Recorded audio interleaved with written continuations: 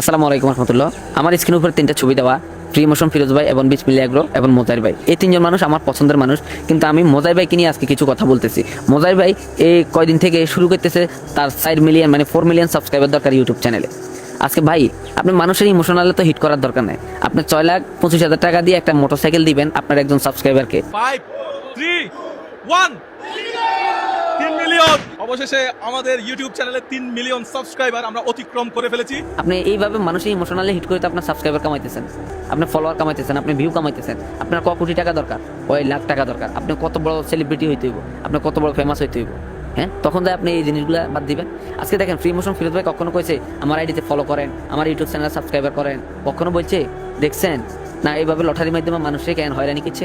বিসমিল্লাহ এগ্রোরে দেখেন, বিসমিল্লাহ এগ্রোরে দেখেন, তার থেকে মানুষে অনেক কিছু শিখতে পারে, দেখতে পারে, অনুপ্রেরণা জাগে। কিন্তু মোজাহির বাইরে দেখে কি অনুপ্রেরণা জাগে? সেই দিন যে দানগুলা করে এখানেও বিভিন্ন ধরনের ষড়যন্ত্র লুকাই রয়েছে। হয়তো আমি এখন বলে তার বিরুদ্ধে কি হতে যাবো, অনেক বড় কি হতে যাবে, আমার দরকার নাই।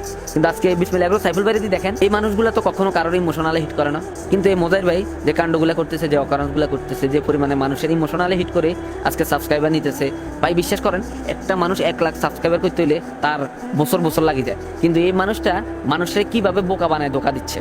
আর মাত্র 1 মিলিয়ন বাকি। আমরা চাই আর 24 ঘন্টার ভিতরে 1 মিলিয়নটা হয়ে যাক। যাক, আপনারা অনেকেই অনেক খারাপ মন্তব্য করতে পারেন। আমার কথা হলো যে আমাদের ফ্রি মোশন ফিরোজ ভাই, যারা আমাদের সাইফুল ভাই, বিসমিল্লাহ এগ্রো, তারা কি করতেছে তাদেরকে একটু অনুসরণ করেন।